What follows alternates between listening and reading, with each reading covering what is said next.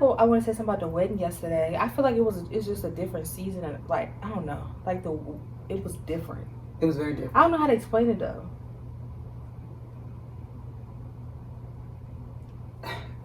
Is it that we look at love now through a different lens? You saw how much they love and cared about each other. I mean, for me. Yeah. And it was like, you could tell that the family, they had fun together.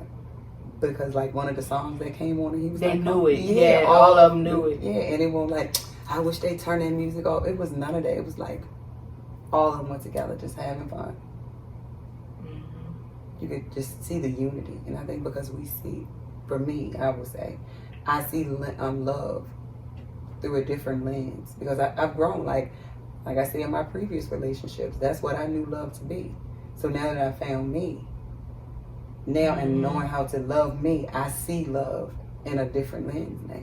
We could talk about the different events that we had over the last couple of weeks and like the lessons we learned in it. All right. So we can talk about the car show, the wedding,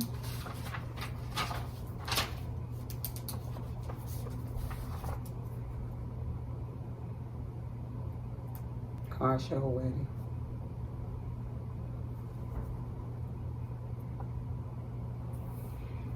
Anything else?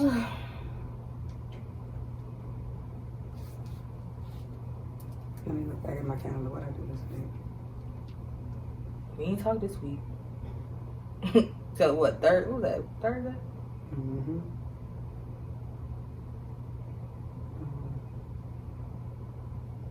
What's the Jada started football?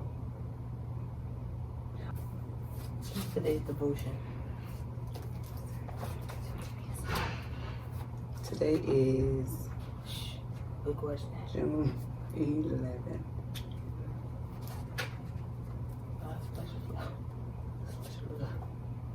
God's special love. And you shall love the Lord your God with all your heart, with all your soul, with all your mind, and with all your strength. This is the first commandment. Father, I love you with all my mind, my heart, my strength, and my soul. Because you love me so much, it's easy to love you in return. I worship you, Father, because your first commandment concerns love, which is what everyone in the world needs and deserves. Thank you that in loving you, I receive the power to love everyone. I will find a specific individual to love today. I will concentrate on finding a person who needs love, someone who does not have many friends and whose heart is crying out for love. I'm going to love that person today with your special love. I got a topic. Okay. I got one. I was late for work one day this week, and I'm not going to call names, but I was late for work one day this week because I did my daily ritual, and I was at my grandma's house, and going down the road, I was speaking with my mom on the phone, and I was following behind the person that was on the way to my grandmother's house, and all I could do was pray because they were behind a track and trailer that was hauling those big machinery that looked like a big dinosaur. Mm-hmm. They were hauling it. And I was popping over the hill on 13, and one lady was backing into the road in 13, and a truck was coming. Mm-hmm. So she finally pulled off, and I just prayed. And I was doing 35 on 13. And in the hills, I seen the person that was going to Granny house. And they were literally so close to that track and trailer, you could not fit a motorcycle between it. When they duffed off and did like that, a cement truck was coming right in front of the mansion. They were trying to pass the truck. The track trailer going nowhere fast. Right, instead of just easing back from it so that you didn't have to duck off into the lane to see what was coming. You get what I'm saying? Like, because I could see what was coming because I was so far behind the truck. That's a word. That's a word. Like, sometimes we be so, like we doing right now with this podcast. We be all up on it trying to figure it out, and like when we just take a step back and kind of, like you say, ease into it or create space, that's when you can see the bigger picture. And so the bigger picture for us is we want to reach people by being relatable. Shit, today we ain't got nothing. But here's what's been going on in our life. I ain't mean to cut you off. But you give me ideas. You give me ideas. And I said, Mom, I want to pray right now for her. I said, I just want to pray that she make it to Granny house. I said, and you know one thing? I said, I'm just feeling so motivational this morning. I'm really, instead of me on the phone talking about it to you, when I see her, I'm going to ask her, is she okay? Mm-hmm. Like, I don't care what's going on in your life, but like, I've been there. So anyway, so she kept on going, girl, right in front of, you know where they cutting the trees at by feeders? Yes. That field, did it again. And a car was coming, and this was the truck that she was behind with the machinery, and this was her. You couldn't fit in the rush. So I was just like, Lord, I said, Lord, then another time in a curve, she did it. I said, Lord, I just pray she make it. Then when it was time to turn on the road to go to my grandma's house, she turned in on the side that you come out. And all I could do was pray. But I stayed back the whole time because all I could see was somebody hitting her and pushing her into me. So when I got to Granny's, I let her came in. Like, I ain't gonna lie, like, she really had me nervous because all I could do was pray. Like, I was shaking and everything. And when she came in the house, I told her, I said, are you okay? And she said, why? Like, just real nervous. I said, prayer got you here this morning. I said, because when you ducked out in front of, and I took a picture and I showed it to her. And she said, you gonna turn me into the police? I said, no. I said, I'm gonna give you something better. I said, I want to challenge you to tell yourself that I love me some me. She said, you know what? I can't say that. She said, because I don't love me. And I was late to work that morning. I was in tears. And I told her, I said, baby, I've been there. I've been depressed. All I want you to do every day, I want you to tell yourself that you love yourself until you love yourself. And she said, I can't. I don't think about me. I never think about me. I never have anybody to tell me to think about me. Ooh. I wonder, where did we lose? Oh, we recording that. Well, we ain't do our intro. We can cut it back in.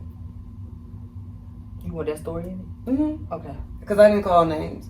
But like, just, you know, the evolution is like, for me, like, I see myself and like, we're being relatable to people. Like, I'm not sitting here telling her, oh, I know what depression is and I ain't never been depressed, because I have. So what is it about, like, what she was doing in terms of her driving that made you realize she was depressed? Or was somebody, like, you know anyway that she going through something? Mm-hmm. Oh, okay. Got it. Yeah, yeah. Okay. And they were one of the, I was so relatable to them. And I don't know them personally. I mean, don't know them from Adam or Eve. And they told me that they had been sexually assaulted by their father. And she said that she felt comfortable telling me that. She said she didn't even tell her mother. So, you know, it's like, I see the depression in the conversations and stuff in the morning. I see it. And like I said, I know that if people wouldn't have stayed connected to me, that I wouldn't have been here. So I want to be that positive environment for her. If she, you know, she let me be. If she want to talk, I'm there for you. But I'm not going to be the one to talk about it. Just say, Lord, look how you driving around. I'm going to come to you and say, look, are you okay? I'm here to help you. Because a lot of times people don't talk because they're scared of being judged.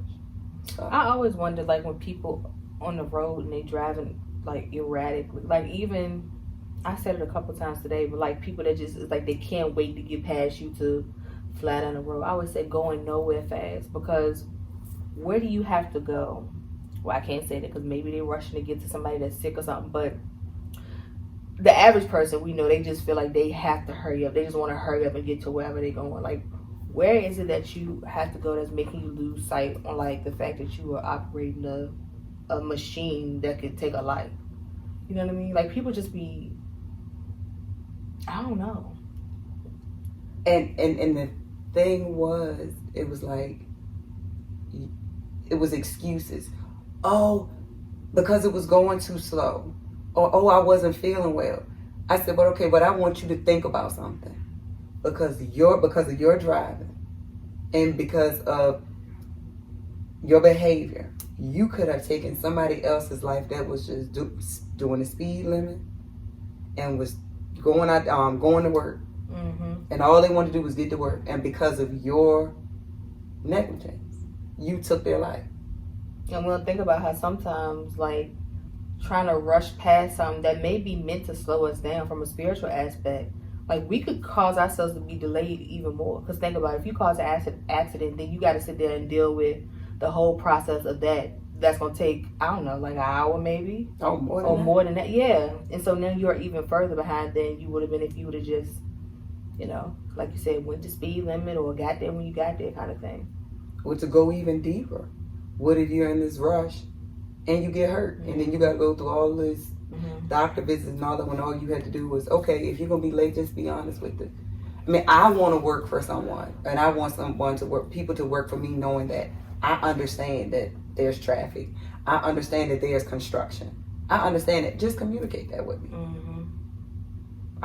So. Yeah. And to be honest, they know that if they were late, nothing was going to be said. So it's like, it's really no excuse. Take your time and love on you. So. That's a good, I don't know, like a good segue just into the idea of slowing down altogether in life. Like, what are we so in a rush to? Like, we know the only thing that's guaranteed in life is death itself. We don't know when it's coming, but we do so much from day to day, like trying to get everything that we feel like we need to get accomplished for that day. But what is the rush? Like, it's like we're trying to hurry up and finish things or like bring everything to fruition at one time. For what? Because we know what's after this. Like, why not enjoy every moment, enjoy the process and the time that it takes to get from one situation to another, the work that it takes. I'm preaching to myself too. The work that goes in behind it, just appreciate the process in and of itself instead of like rushing to get stuff done. Because as soon as you get one thing done, you're gonna be looking for what's next. Yeah. And a lot of the times, deadlines is a rush. When, to be honest, we know that we have to be at work at a certain time, and I'm gonna leave out this house. It take me 50 minutes to get to work, but I'm gonna leave out here 5 minutes in advance. You always gotta expect something. So you just gotta expect the consequences that come behind your actions. You get behind a slow tractor, don't pass if it's not a passing zone. Right. You know what I'm saying? I understand that it's clear, but it's the reason that it's not a passing zone. And that was another thing. And then once the passing zone became available, she didn't pass.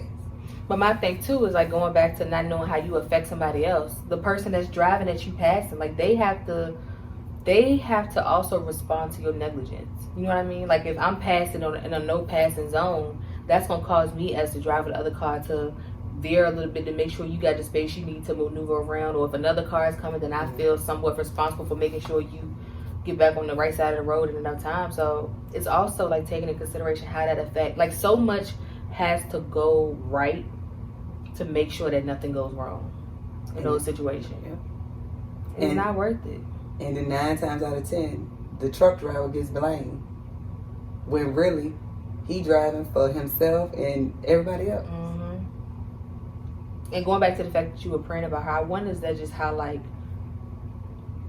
many times in life when we feel like we have something under control, we doing the right thing, so to say, is it somebody off in the background that sees and that's just like, let me just pray for her? Well, I pray that it is. I pray that it is. That song got a praying grandmother. Well, I know my grandma prayers that took the whole lineage through up to this point. It's all right. Living testimony. For sure. Praying grandmother. I don't know. I think that just goes to show how life has its different phases. Because I can remember a time in my life where everything was fast paced and gotta do this, do that, be here. I told you the other day, like I'm at the point now I don't care to be everywhere. Like I don't know. I just don't. I get it. I like being in my own little bubble, slow, self-paced bubble. Yeah, and my biggest thing, like I said, is support. The support. And I can go show my face, and then I don't have to stay long because I like to be in the house by dark. I do. By the time the sun goes down, I like to have my shower. And now I do the music. I'm going back to the music again. And just looking out the window And it's one deer that and I know I'm getting off topic, but it's one deer that it eats right in the back. I can look right out my window and watch it. And I got a chipmunk. Got a damn bear. For My mama, yeah, they saw a bear Wednesday, Thursday. Shakira was going to the bus because, you know, she decided to go to summer school. And she was out there waiting for the bus, and she saw the bear out there in the road. And thank God that was the day they had Zoe on the leash, because Zoe would have thought she had a playmate. We've been having feeling for Zoe. Zoe might have hit the tag. So, but yeah, I think the world around us is so fast paced, and I just found like that don't work for me. I mean, now granted, on some things you got to be diligent and get stuff done, but for the most part, like, I don't care to be a part of that fast pace. The 2020 life. Yeah, that makes it seem like if you're not going at 1,000 miles per hour, you're not effective. Like, you see people, and it's like they always got something, and that was me. Like, because I felt like always having something to do meant I was busy, so I thought that meant I was also being effective, but that's not always true. It's not always true. No, because you're really being stretched. Yeah, that means you ain't giving something as much time as you need to make it successful. I had to actually pinpoint, prioritize my goals. I had too many. So I had to really, really condense it, and I feel better on that. I learned that in my 3 weeks of resting. So. Yep, same. It's like you want everything to get done at one time, and it's just not. Life is not meant to be that way. Like, life is just meant to. I think we talked about like build. What were we talking about when we said like life shows us how to build resources, become a resource? Who was I talking to? Like, the life is supposed to each experience is meant to help you build. You build off of the back of that experience to, you know, to conquer your next task, your next goal. I had to. I really, really had to narrow it down, and once I accomplished one, and then just build off of that, because they all gonna branch together anyway. So it becomes exhausting, and that was my lesson in that hospital stay, for real. Because I couldn't go anywhere. So you had to be still. Be still and listen. Yep. What would you say? So in terms of how we talk about slowing down and not being in such a rush, what's one thing this week that you can be intentional about so that you don't create that sense of urgency when it really don't have to be there?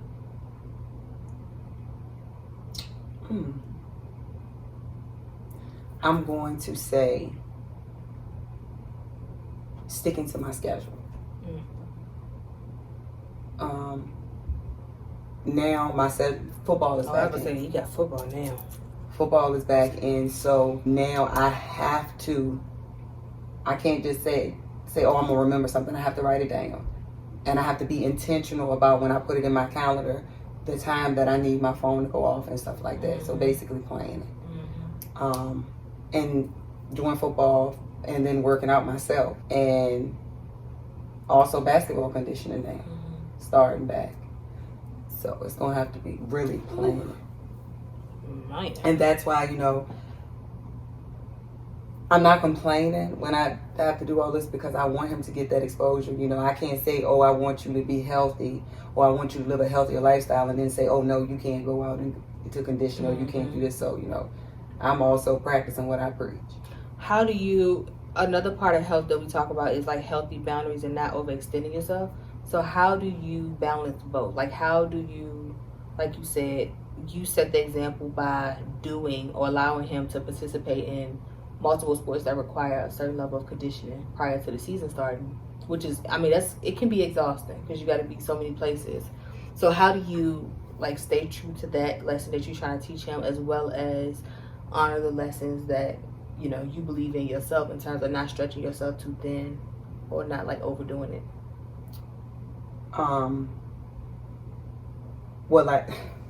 It's a couple of ways I look at it.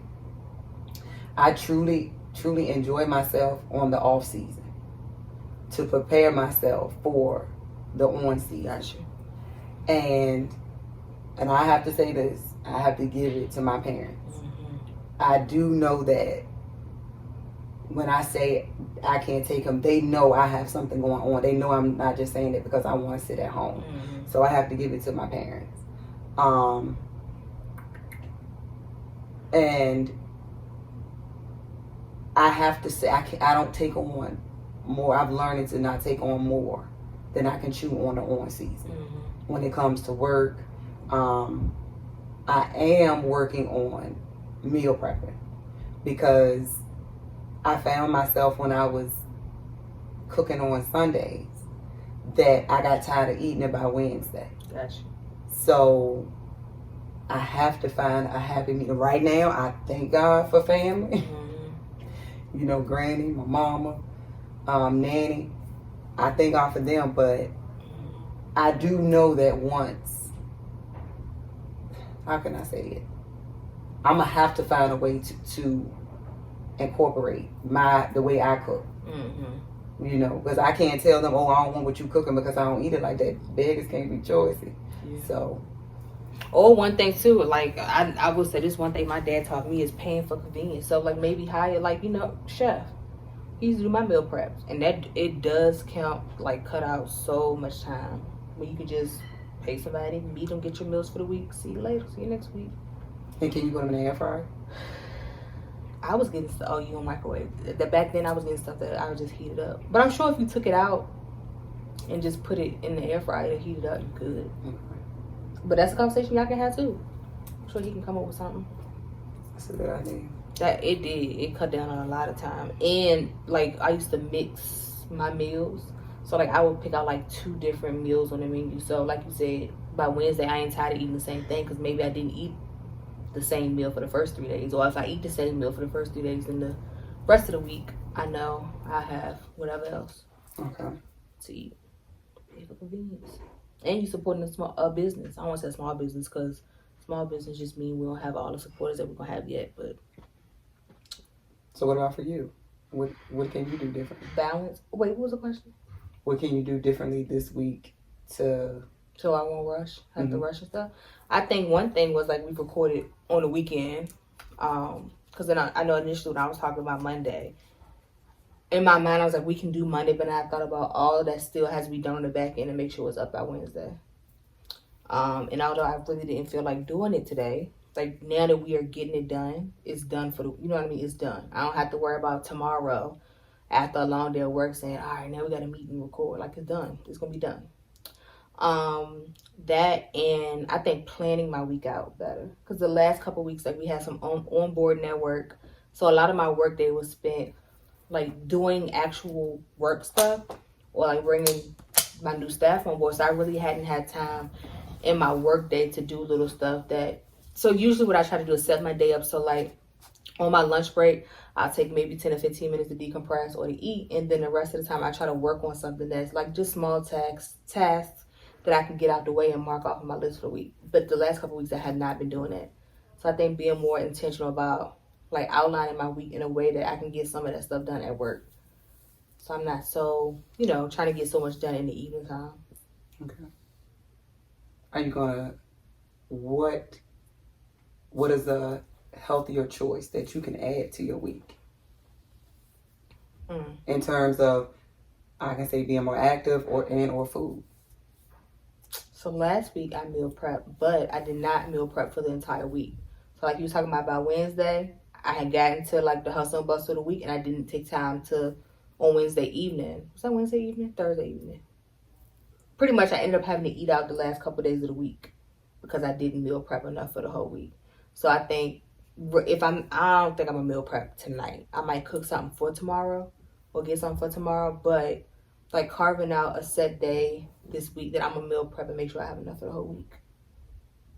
Because it's something about setting that time aside during the week. It seems like, all right, on Wednesday, I'll just make something quick to hold me over for the rest of the week. But then when Wednesday really comes, it's like, dang, I ain't got time. Or I don't make time. So I don't have the energy. Yep. Because I found myself, like, when I get home, any night, not even a football night, if I don't feel like cooking, I will drink my water, take my vitamins, or eat some crackers because some of the vitamins require me to eat. By the time I drink that can of water, I'm full. I am knocked out. I don't even feel like taking a shower. I'd be like, I wonder if they have services where people come and wash you. And that's the thing, too, because I don't be eating dinner. Like you said, I really don't eat dinner. So it's not like when I get home, I'm like, all right, whatever I cook tonight, I'll just eat it. If I don't have my meals prepared by the beginning of the week, it's not gonna happen. By like Sunday or Monday, if my meals are not prepared, I can just hang it up. I can just hang it up. What is something that you could do away with this week? I can't answer. For me? Yeah, for you, but if you want me to go first, I will. Oh, I thought you were about to say you can answer for me. I'm supposed to help me because I can't think of it right now. Let me see. Do away with. I can answer for me. Okay. Mine would be eating out. I did eat out a lot last week at the end of the week. And I felt it physically and financially. I couldn't believe it. I ate out a lot last week. But you adjusted to the new change too, so you can look at it in that way. What you mean? Because his football started last week, right? Right. So you kind of that was an adjustment period for you. But you did it early on, so now you see how your body responds to it, and you know this week can't eat out as much. Yeah. What was mine? Yeah. I'm not going to, nope. I'm going to start getting like a trail mix or something to eat, to hold us over until we get home. What's something that I can do this week? Well, I will say at work last week, I did a good job of getting like my list done at work. Like my to-do list for work. Okay. I did a really good job of getting that done. And I always write down what I need to do. But like I was real diligent about saying like, hold on, working on this. I had a proposal I had to get done and like some other stuff. And I was really good about saying, hold on, I'm working on this right now. Like, give me 5 minutes.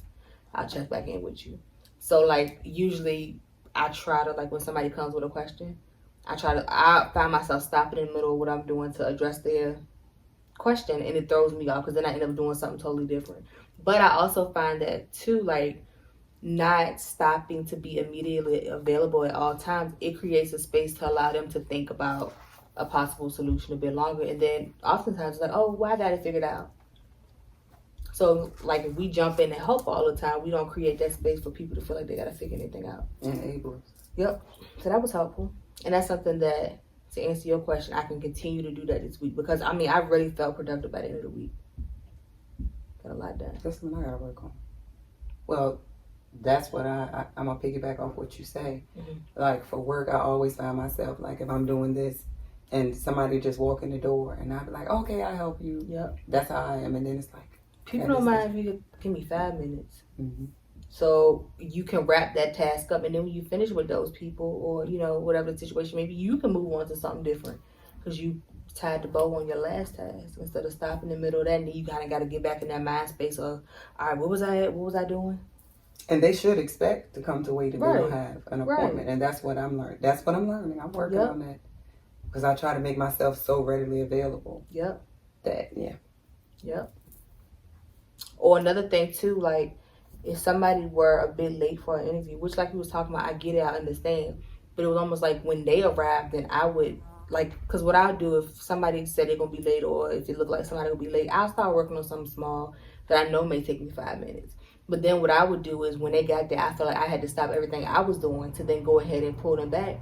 No, give them time. They can sit there for 5 minutes. I had to wait for 5 minutes. And that's not being mean, but that's just it's like a pleasant exchange of like we respect each other. Like we are all working on or doing something at any given moment. Way to put it. Yep. And it's that level of understanding. Like, it's okay, I was late, so understand, they did go ahead and do something else and be productive. So, yeah. Yep. So. We start on talking about? Our topics are to talk about the car show, the wedding, and we talking about something, but it's fine. No, because we were talking about the devotion.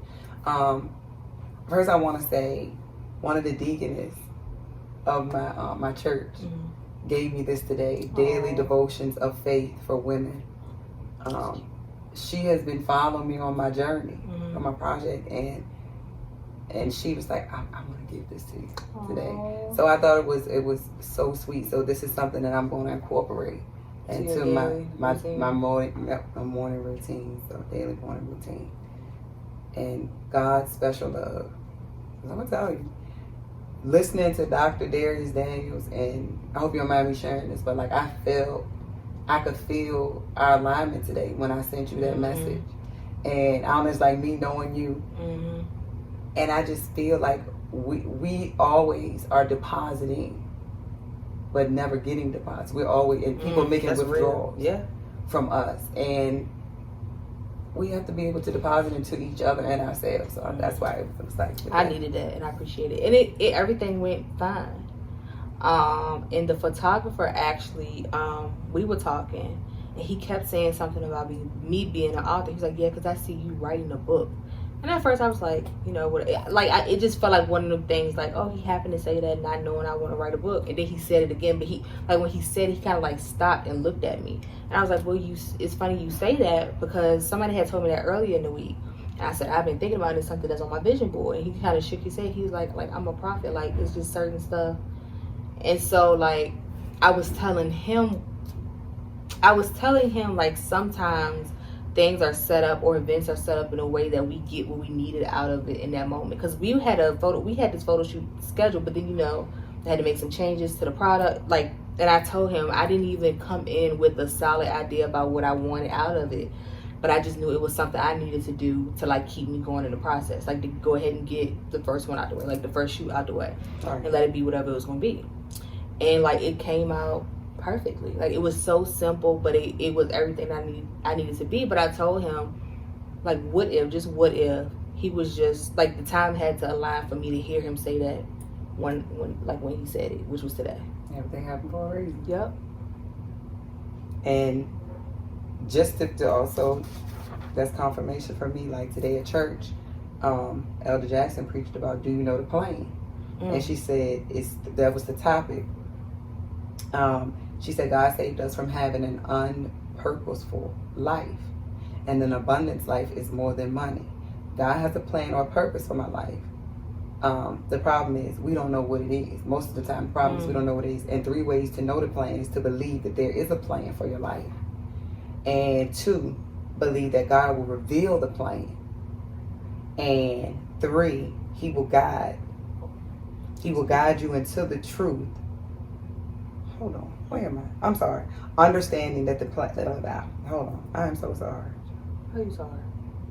Believe that God will reveal the plan. So basically, she was saying that sometimes the plan is revealed through rejection. Sometimes it's revealed through feelings. Sometimes it's revealed through a friend. So basically, it's being revealed. God, your plan is being revealed through somebody that you didn't even know. It's up to you to manifest it and believe that you have a plan. Or like even when we started hanging, and you always had a certain dream, but you have a fear of that. Like, Till, just do it. What y'all like? Just do it. Yeah. But it took like us to like come together. I mean, certain things like you said to me when there's stuff that I've like maybe wanted to do, or just do it. Yeah. But like the faith that we have between us because of the relationship we built like hearing, like when you sent me that message today, like when you said that, I was like, yeah, I got it. Like, it's gonna be okay. Like somebody else could have said that, and I'm like, yeah, thank you. Like, oh, but like when it came from you, I was like, yep, it's gonna be all right. Confirmation. Yep. Faith. You gotta believe there's a plan. Have faith that it's gonna happen. That it's gonna be revealed. Yep. And I mean, I think sometimes not, or the uncertainty that we experience as we go through life is part of the plan too. Because look at how, like, sometimes being not quite sure, it allows you to venture off and do certain things and see, let me see if I like this, or if this is what I want to do. And in doing that, maybe you'll meet somebody, or you'll have an experience that then, you know, helps you to be directed into the purpose that's really meant for you, or the purpose that you really have. And it's due to us being open-minded. Yeah. And just remaining neutral.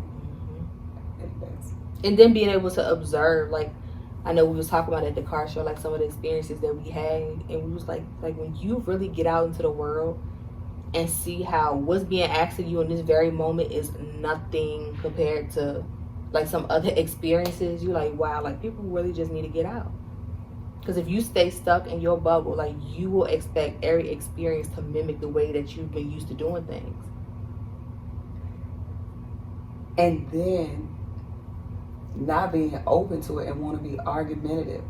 And then when you're hearing it from the horse's mouth, and they're telling you that this is what it is, and then it's like you still want to. You knew that was already there, and you still wanted to.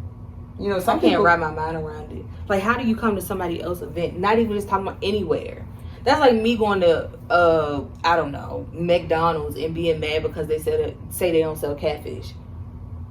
This is not, when whoever made McDonald's, the vision of it was not to appease the people that wanted catfish or, you know, catfish and fries. You go to whoever, right? You go there. Don't sit there and argue with the person because it's not available, or because it's not the way you want it to be. But yeah, that is always amazing to me to see how much energy people put forth, like trying to convince you to change your way of thinking as it pertains to something you're doing in a moment. It's one thing we sit at a committee meeting and everybody is talking about ideas, and we don't, you know, it's not the day of, and you come to somebody else's event and then trying to say, I'm not used to stuff being this way. Welcome to our event. Yeah, and it's just amazing me that people are not open to change. And the things people like want to fuss about. Right, and because you think about it, you had the prime parking spot. Like you said, it was organized. People not used to organization. Some people came with the sole intent of something being wrong, so it's something they could take back and say. Right. Why did they even try to do a bigger event? Because it won't organize. They don't like change. At the organization, change, something different. Yep. Let's put it like it's something different. And it. Yep. And it was funny because I remember we was at one meeting when we were kind of talking about certain things, and I remember, and not that materialistic things are everything, but when you aspire for more, what I've learned is I like to see with those people that already had that stuff, or that, you know, have had certain experiences, how they see the world. So I remember I had text the owner of our company, hey, if you was to come, what would you expect? Right. Nothing. It's what you're exposed to. Right. That exposure, what you're willing to be exposed to. Right. Because if anything, and I am tooting our horn because I feel like for that being our first time there, we were organized.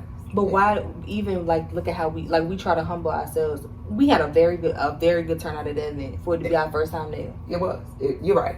It was beautiful. Yep. I had people that had never been to a car show say that they enjoyed it, or if they had been, that was. Let us know y'all having something else. They want another one. And it was just, I don't know, for it to be our first time there, it was like it was set up perfectly the way that everything was lined up. People had a good time. Even the ones that complained, they stayed there until the end. Mm-hmm. You know, and I think they came and saw the environment. It was like, you know what, it's worth it. It's welcoming. Right. And look how we walked around and spoke to everybody that was there at the time. Mm-hmm. We walked around, and that meant a lot to me because it feels good when the event or the person that's hosting the event come around and talk and can chit chat and can be relatable. Yep. Every different group we were relatable to. Yep. So it was. Yep. But no, we did that. The people that wanted to be there were there. They supported us. You know, and had a good time. And my rule of thumb was the people that were complaining, I'm going to say the people that were complaining about having to pay to get in are not the people that you want in your space anyway. Because you have to have a certain, like when you go to a certain place, you have to be able to have a respect as to why something is the way it is. You know what I mean? Right. Like when we go to a wedding, we don't wear white because we really want to honor the bride. We want it to be about her. You know what I mean? Like small stuff that, I don't know, it makes sense in terms of respecting what somebody else has taken the time to plan, the resources we had to bring together, and like that's stuff that I don't know, like I wouldn't complain about certain things when I know the backstory, or like being business minded or putting events together and understanding how much goes into that, and the fact that we help the community, and like why complain about and the things that we do, you know. Yep. For the community, it's not like we just sitting here and scrunching it into our Right. pockets. Like we really help the community, and honestly, it goes back to that mindset. I had to break from that, and it goes back to the exposure. And I'm praying for the people that were complaining, that they realized, the ones that stayed, that you had a good time. It was an investment. You had a good return on your investment. Right, you got to see some nice cars, good people, good food, good music. And not for nothing, something that you putting your money towards, not just in that situation. Like you gonna think twice before you act crazy because you know what you had. You had to invest. Mm-hmm. So, But that's one of the things too. Like I say, like I don't ever want us or anybody that has a way about like don't change who you are to appease the masses. Like the people that are meant to be attracted to your event, your product, your whatever. Like those are the people that's going to willingly invest. Those are the ones you want in your circle. Not the ones you have to water yourself down for. Yeah. You got to portray this way, that way. No. Yep. Can't have access. It's business. At the end of the day, it's business. Yeah. So. Well, let's talk about my experience this week with me feeling. I was feeling out of place at football practice. Football started back this week, so I was feeling out of place. I really had to, I know we talked about this earlier, but I really had to pick myself up for a minute because it was all dudes out there, all men bringing their sons to practice. I was the only woman. Nobody text you, girl. Yeah. But I'm not going to rush it. This season is teaching me to be patient. Oh, wait, so you assume that that was like the men were bringing their kids like to relieve their wives of having to do that? It's the same fly from last time. I think it is. I think I more so felt like it's really time for me to open up to date. Look at that. Because I was like, yeah, would you ready to relieve the men bringing the kids, taking the time? I mean, I just thought that was so, it was cute. Oh, what's a good word for that? It could have been cute. It was cute, and I was sitting out there, and don't get me wrong, I was out there having conversation with the coaches, with the fathers or whatever. But I just looked back, I looked around, I thought maybe I would see one lady. I didn't. So near the end of practice, one lady, she came up or whatever, but then I had to turn around. I was like, you know what? I have my baby out here. It's not like I'm using the excuse of, oh, you can't play sports because you don't have, I'm single and none of that. I was just like, I'm out here doing what I need to do for my son to get, to get the experience, to get the network, and for myself. And I did. I met a nice lady out there. And when she finally showed up and we talked about being single parents, and she's a single parent of 3 kids. And she told me, keep pushing. And she was talking about having a long distance relationship and how it's working for her because it's helping her with her time and she's like in her me time. So what do you think? Are you open to or what are your thoughts on different relationships, different types of relationships? Expand when you say different types.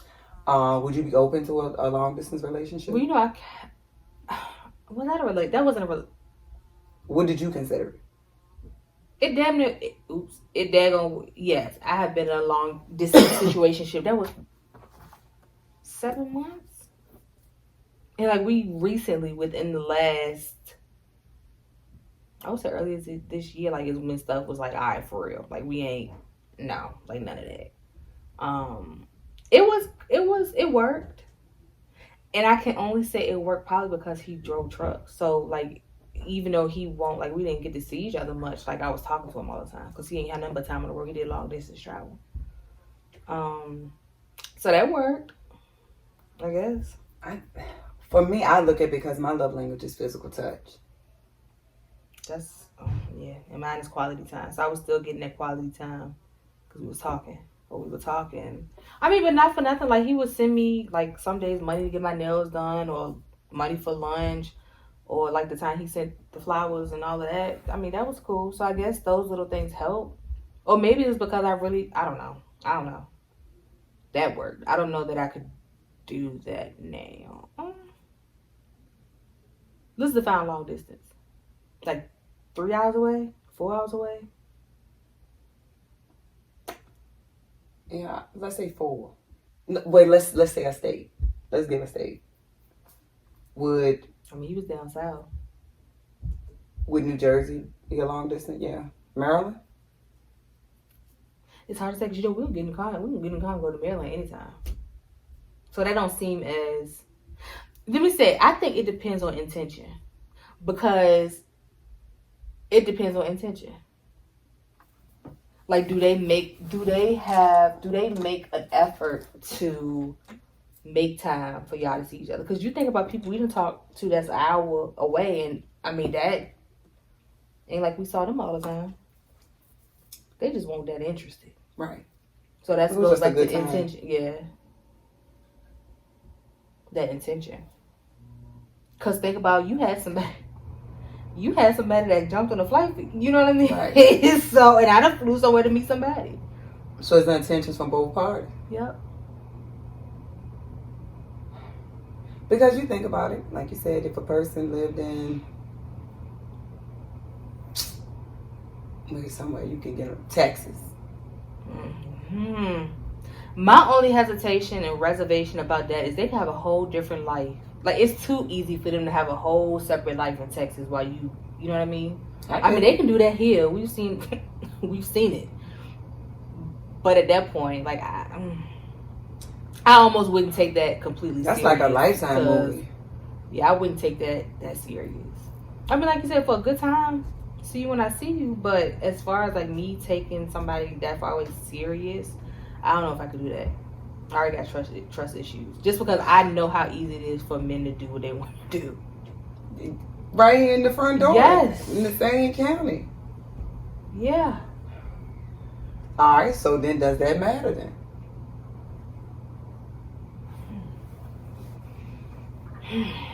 If they can do it in the same county, what's the difference in having? I mean, I feel like it's easier for stuff to come out if they, the closer that they are, it's more likely that at some point we might have a mutual friend or, you know what I mean? All right, let's say the person has social media and you mutual friends with some of their friends on social media. Because now you think about it, it's some people that you on social media with that you ain't never met, but you feel like you close to them. For real. We need a whole episode on dating. The whole online. Who is a good person that could be on our, could be a first special guest on live? What is it? Like the piano. Boom. We have to really think about that. I mean, now because I feel technology is because people can be whoever they want to be. Right. I can't even say that because I remember when I remember when I saw that boy, I said, this man is going to F up my life. I said that verbatim. Like, I said it out loud. I told him that when we first started talking. What I was. But, no, I can't say that because he didn't. He really didn't. He stretched me a lot. I grew a lot. I don't know, sis. And that's what I'm saying. Like, technology is helping the dating world. Is becoming long distance. Well, I will say the guy that I talk to now, he had already followed me on Instagram, but he wants somebody that was watching my stories or nothing. Like, when he asked V for my contact information, I said I can give him my Instagram, which was that was childish, but that's how I vet people. Because once you get somebody your phone, they got your phone out, and then come to find out he was already following me. But he won't. I know who be watching my stuff. You know, he hadn't watched none of my stuff, so. Like you said, you can be following somebody and really don't, so I don't know. Let me tell you. Who is the doctor in the relationship aspect? Somebody we know? Yeah. Oh, yeah. I would like to get some of my cousins, like Daryl and Nikki. They've been married forever. I do. I just want advice on dating. What to look for. Like I was telling you the other day, like, I think some of this stuff we've been trying to make fit ain't even, like, when you think about what you want the foundation of a relationship to be. Like, I've always said I want somebody I can build with. Mm-hmm.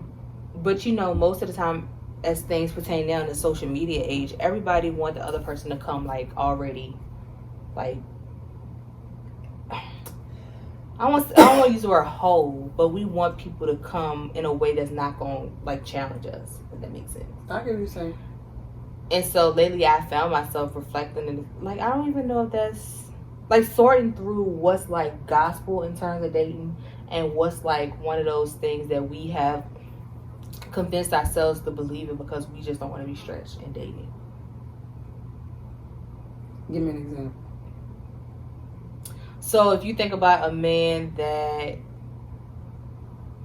or I guess a question would be, what do you value more at this point? Like somebody that's going to be like you like physical touch, you like quality time. Somebody that has all of those things, and then when you bring something up to them in terms of like the other stuff, like this, I don't want to say societal stuff, but in terms of like your day-to-day functions or how we show up in the world, which one do you value most? Somebody that has all of those things that make you feel loved and appreciated, and y'all work on this other stuff? Or do you want the person to have all this other stuff and you try to convince them to be something that they're really not in terms of their emotional capacity? Because we say we want both, but I feel like in any situation, like we're going to be more of one thing than the other. If that makes sense. I want the one that we can build. We complement each other. Mm-hmm. We build. And see, you know, like in terms of social media, sometimes it's not portrayed in that way. It's like he got to have it all. He got to have all the money. He got to know what he's doing with his career, which I think that's important. Like stability is definitely important.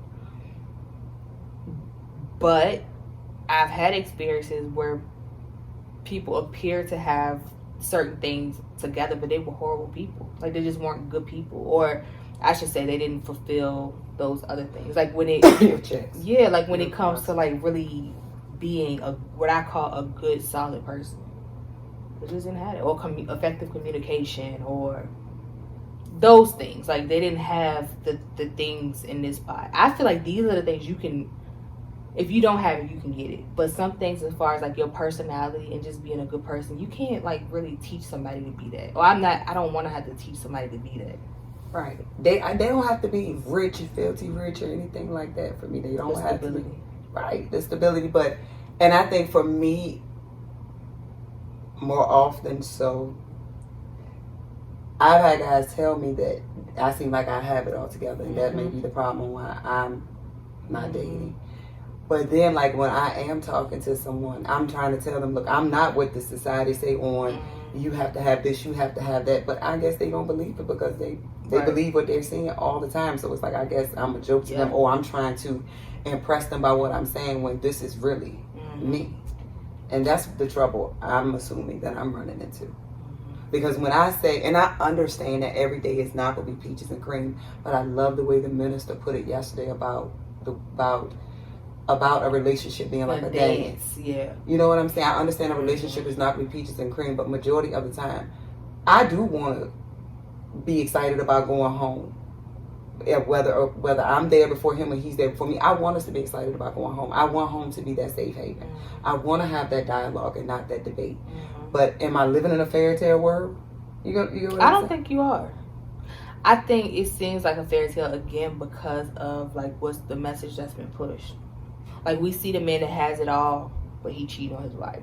Or the man that has it all, but he talked to her like she crazy. Or he can't make time for her because he's so busy trying to make sure that they have the money to maintain her lifestyle. I think we haven't seen a happy balance of the two. And like the men that we've dealt with historically. But I really am at a point like I value this stuff, like the personality traits and stuff, like way more than I do the materialistic things. Because like I said, we can get this. Right. It's not, if we can sit down and have a conversation, dialogue and debate. If we can like talk through things, like we can come up with a plan to get this. That's right. But if we can't, like you got all of this, and because you got it, and maybe I don't have everything that you have yet, so you already feel like you the expert, and we can't have a conversation because you don't know what you talk. Like where we at when we meet is what we gonna say. That's what you want, and then you eventually you're gonna grow apart. Yep. Been there, got done there, got the T-shirt to prove it. Yep. Like, let's talk. And I truly mean that when I say, I don't care whatever we have to talk about. Whether it's serious, like I said, we can talk about finances. Let's sit somewhere, like I will say, in the middle of the floor, toss popcorn and judge them off and laugh and talk about it. It does not have to be in that sticky, hot, prickly environment that's gonna cause you to strike. Yep. I damn near want to make everything fun. Yep. Oh, it does not have to. Why does it? You say, why does it have to be fun? Why does it have to be mad? That angry environment, that toxic environment, and that's what I want. So it's like, I don't know if the guys think I'm just trying to win them over, but no, this is truly, truly me. I think it might go like some men just aren't comfortable with. Again, society has, like you said, made us believe that men have to have all of this stuff to be wanted or to be a good partner. So maybe they've convinced themselves that that's true as well. So they can't. I had somebody tell me that. What? I was about to say it out loud. The way that they were raised is that like a man is not effective if he's not providing, or like he's dealt with females that like have wanted him for his financial status. So like that's what he now believes. And he was honestly like I don't care, like pretty much saying the things that we value in terms of like speaking affirmations and affirming them and Priceless things. yeah, they was like, I mean, I don't really feel like I need that just because at the end of the day I gotta get up and make this money. Like it's nice that you do that, but they didn't see the value in that because they've already convinced themselves that all they're good for is making sure that their girl don't have to pay no bills, house is taken care of. And that's something that I value in terms of like being my man's best friend and speaking life over him. So that was not going, because he didn't see the value in that. And I can't blame him. Like I'm not upset about it, but he was conditioned to believe he won't provide him. And he had it. Like if he won't provide though, or providing even more, like he won't a man. But that's that learned behavior. Mm-hmm. So that's probably why for some men that's not, we say it and do it, but it's kind of like, I don't believe you. Because society tells me I have to have millions of dollars for a woman to want me. So is that why it's a challenge to date? Because we have found ourselves or finding ourselves, we're independent women. We're ready to get our hand grind just as hard as you. I mean, we might not be out here physically grinding. You get what I'm saying? But is how can I put this? If men felt the way that the situation you was just talking about, basically all they know is to get up and grind for their woman. So then when they break up with that woman, they look at them as being gold diggers, basically. Mm-hmm. So is it hard I'm going to say for me to date, because it's like I am independent. Like I have my own mechanic, I have my own this, I have my own that. And if he's feeling like, what can I do for her? She got it all figured out. Maybe. Daddy. Maybe. Or you get what them or I know for me, what I found is that the fact that I can't be controlled by money, it makes it hard to like grab a hold of me, if that makes sense. Because like when you deal with people that's, like I said, used to women, dealing with them for what they have, like money. And I don't have it all figured. I want to preface it by saying this. I don't have it all together. But I feel like once you can't like just give me a certain amount of money and like make me shut up. Like if I have a problem with something, like we're going to talk about it. You can't just say, oh, I'm paying your bills, I'm doing this. So we're not talking about none of that. Because you can't do that with me. Then it's like, oh. But see, you learned all of this in your singleness, right? Yep. And that's what I'm saying. Like, because of what we've learned us, that it's hard. Because if the men that have the mentality of, oh, I got to provide for her, they probably think, well, what can I do for her if she knows this? Like you said, we don't have it all figured out. I'm learning every day, but I know the basics on how to take care of me. I know how to keep a roof over my head. I know how to keep... I think men want that, but I think they also want the woman that... I mean, I feel like we got good careers. So, like we doing okay in terms of that.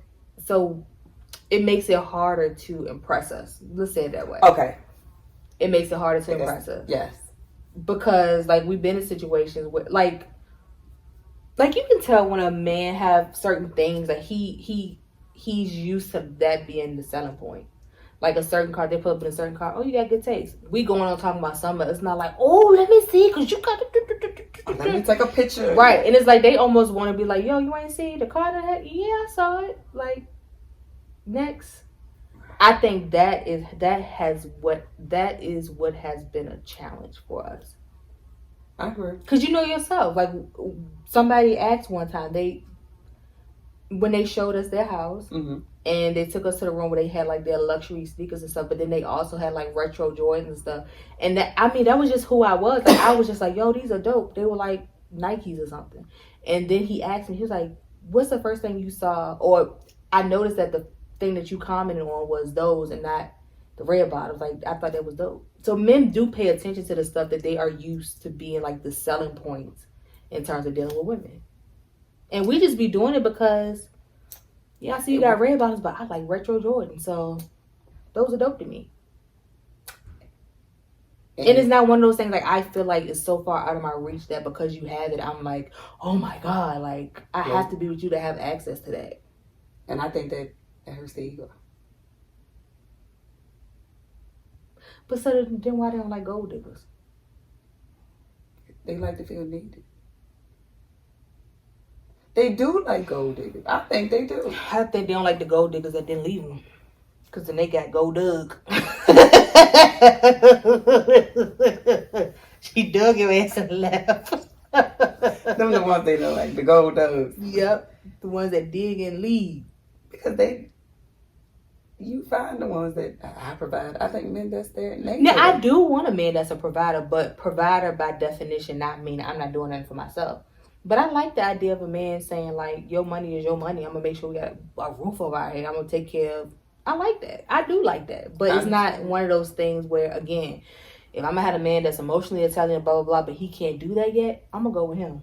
We can work on getting you to the point where you can do all of that. As long as he's open-minded. Yeah. That's what I want. That's my biggest thing. And besides the Physical? the dialogue. Oh. I can't. I don't even like it when a man raises his voice now. It's like you don't have no better way to communicate. Ew.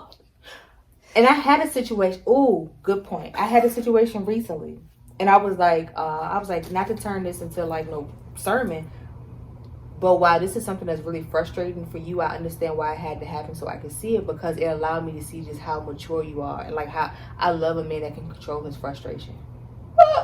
And so, it's the finals and his team is playing, but for some reason the internet wouldn't work. He wanted to watch the game, and I could tell like he was like so frustrated, but he ain't get like cool as a freaking thing. But I'm used to seeing men get frustrated. Oh man, why does? And he was just like, all right, that's not working. Like, what else could I do to make? And I was like, dang, that was so sexy. God, and he younger. You probably said.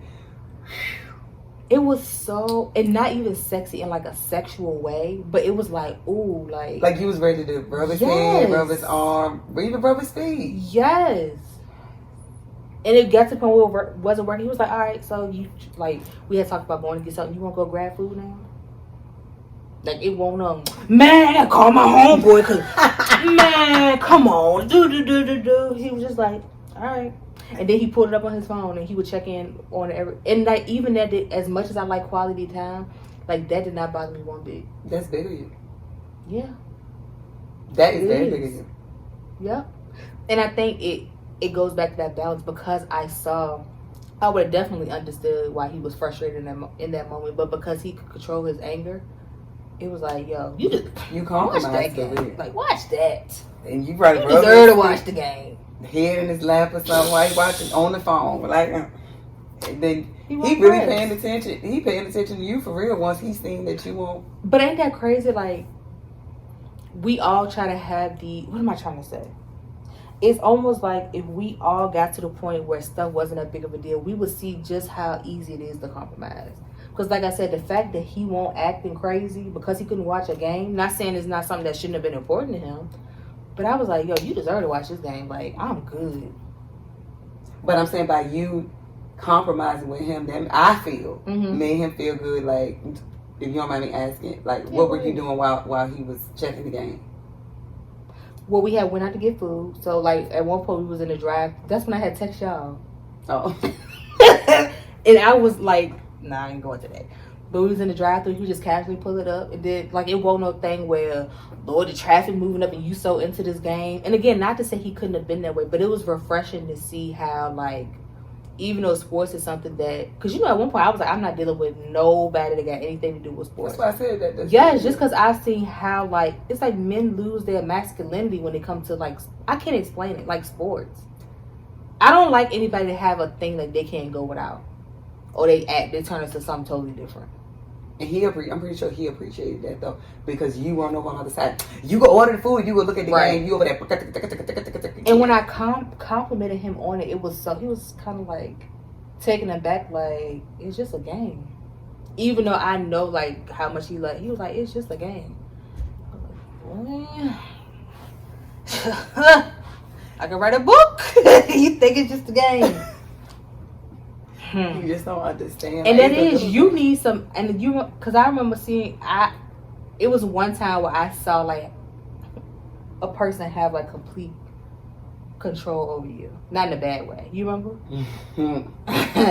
So you need somebody that's like laid back with the snake whisper. My God, I saw that with my own 2 eyes. So you need somebody that is in control, but he don't like. He know he in control, so he don't have to do too much to prove it. Broke you down like a broke you down like a 10 at the end of the cookout. I said, that's not the Sade I know. Wow, my Lord, like Peter said. You know how when you was younger, and all the folks that the older people had to do was stretch their eyes at you. Yes, that was you. Speechless. The energy change in the room. Yes. It was suffocating me a little bit. I said, oh, Lord. It took all my breath. Ooh-wee. I needed an oxygen pump. You did, honey. Oh, my nose is. Why? I forgot all about that. I didn't. I've never seen you like that before. I haven't seen you like that since. To this day. That's what I like. That's confidence that it don't have to do too much. Like you ain't gotta be loud and be the center of attention. Like you so in control. I didn't want to talk about it. You so in control that it's just like what's that song Tony when Jodeci when was it Tony Braxton Just Be a Man About It when he pressing the phone number? That's what I'm about to do. You know when the song I'm telling you, that's the cheat code, man. Be so sure of yourself that you ain't gotta do too much, and you don't have to raise your voice, and just came to the car show to support. I ain't had to ask. It's like I was just gonna show up. I just didn't. I won't show up. You was gonna be there the whole time. That's sweet. Though. Up, walking around, doing what I had to do. It won't know. I came to this, and you ain't even right. He was like, I didn't expect you to be sitting by me the whole time. I know you had stuff to do. Not jealous because other guys are like, well, because you up talking to other guys. I understand, like, I've had that confidence. And it's really showing me just how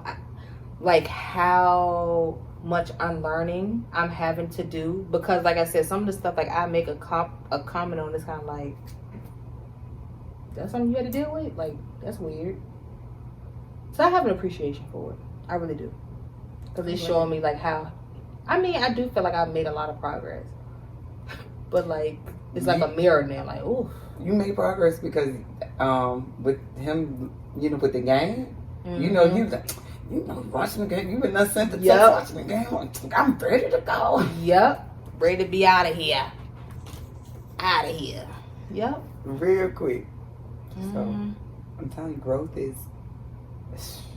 But that's what you need. Somebody that's not intimidated by... People that aren't intimidated by how big we dream. Or the positivity that we have. Because we've had that too. People say we too positive. I don't hear that positivity all the time. All the time, man. Which I get to a certain extent, but even it's the way you... Like, you could easily say, like, sometimes it's hard for me to be that positive. You ain't got to say it like... Like I'm committed. Right. Or like, somebody that appreciate the fact that you open them up to a new way of thinking. I will say I appreciate my journey. I mean that with every breath in my body. It does not feel good. Had another challenge this week. And still going through it. I gotta keep the faith. I will keep the faith. I'm believing. Yep. And just it'll be helpful to have that ear saying, "Baby, you got it." And be open to it. It's coming. Because we talk about energy in any other situation. Like, people can tell when you're not welcoming in that way. Do I not seem welcoming for dating? I think you're friendly, but I don't know how to answer that. I'm gonna say this. I'm gonna say their approach is a turn off for me, because the first thing that come out of your mouth shouldn't be. It should be hello and not something sexual. Now that's a turn off for me. I agree. So if that's the only conversation that you had when you first meet me, then I agree. So I agree. the approach for me, like if you can come and have a nice conversation. Hi, what's your name? You look nice, but don't go and say when you know. Mm-mm. Yeah, I agree with that. Because how you start is how it will continue. And then if I say, I don't appreciate that. I don't want you to take offense. Oh, you stuck up, you this. No, it's a way that you gonna talk to me. But it go back to that's what they used to. They used to that getting giggles. Because people not. I think sometimes when people are not confident in who they are, having that male come and say that to them means something. And it's kind of like, oh. Like, I done did so much work on my inner self, and that's all. That's the first thing you see, my body. That's a turn off for me. Right. And even though that just may be their conversation starter, I understand that's what they used to. But when I tell you, okay, when I head off and I ain't feeding it, okay, move on to something else. Get that clue. So. Girl, we done went around the mulberry bush today. All the way. We about to weed eat now. We done did the yard. We about to weed eat in the cars. Right. Move the cars. We got to weed eat under them.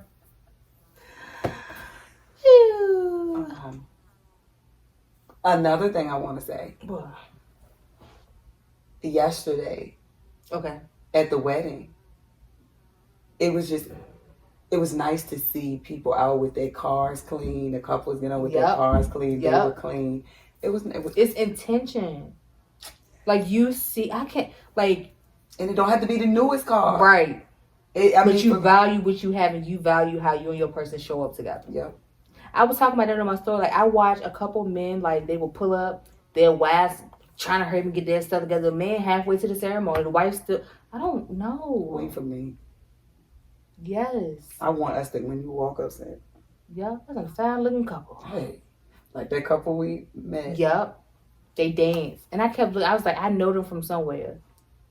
See how positive, that positivity you follow. Everywhere they go, they dance. And they, like I was telling you when I first saw them, it's like that their call and response was so sexy. An older couple, like whatever she did, he had the dance move to back her up and vice versa. Outfit matches. Like they practice at home or something almost. They're so in tune with one another. And you sense their positivity because you seen them in the wedding before they even started dancing. You was like, I know them. Yep. So it was like that. And then when they got on the dance floor, I said, that's where I know them from. We called them over and told them, like, and imagine what that meant to them.